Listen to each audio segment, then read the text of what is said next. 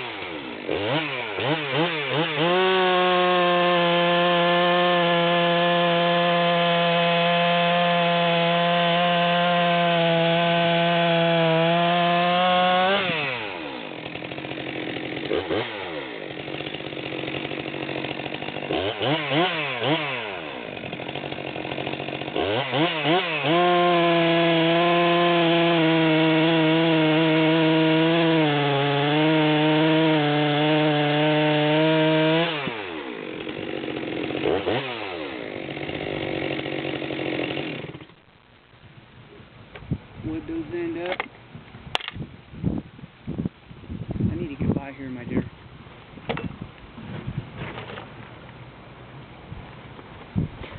So my lovely bride noticed that we were 10,340 on the way down and 9,630 on the way up. I didn't apply any pressure going down, and I didn't really apply too much pressure going up. The factory air leak saws run okay in stock form, I guess, but we're going to compare it after we do the bar change. And I might make mention that it's a 30-inch Oregon lightweight, so I think it's 110 No, I think it's 99. It's 99 or 100 drivers. I can't remember which one. I like them to be a little bit further out there, so I usually add an extra driver in the beginning when the chain's new anyway. The bar isn't something that you can actually purchase. I conjured that up in the shop myself. And we'll take a look at the handlebars here in a second after we debar.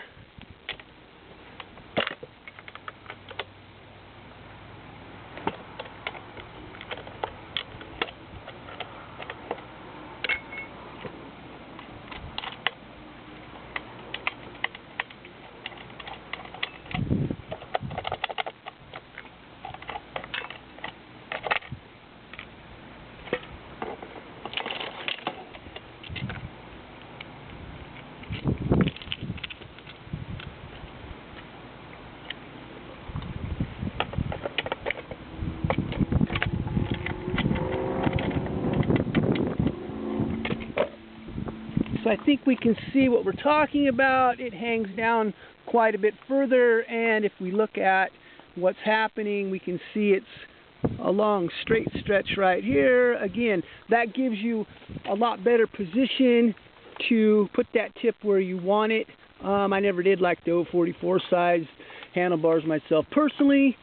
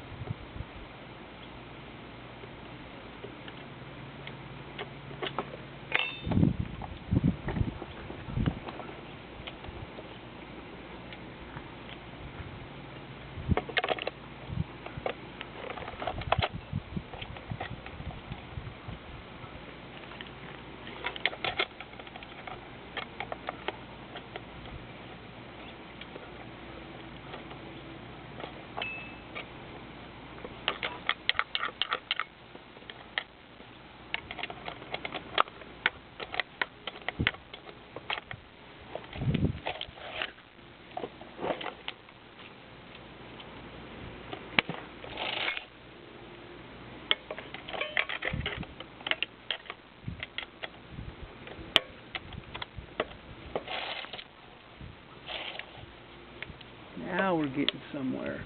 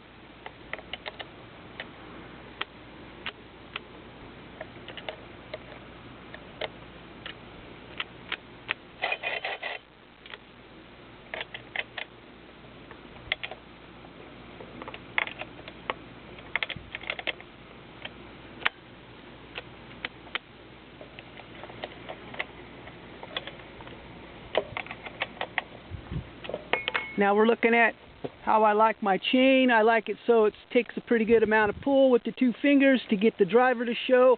One thing we have to think about too, when the chain is loose, it lets the teeth, basically when they're making contact with the wood, it allows the whole operation right here, the tooth essentially, to heal back a little bit, and it changes the angles of your cutting surfaces on your chain, on your tooth, and so running a loose chain doesn't help the process. I guess that's a little side note.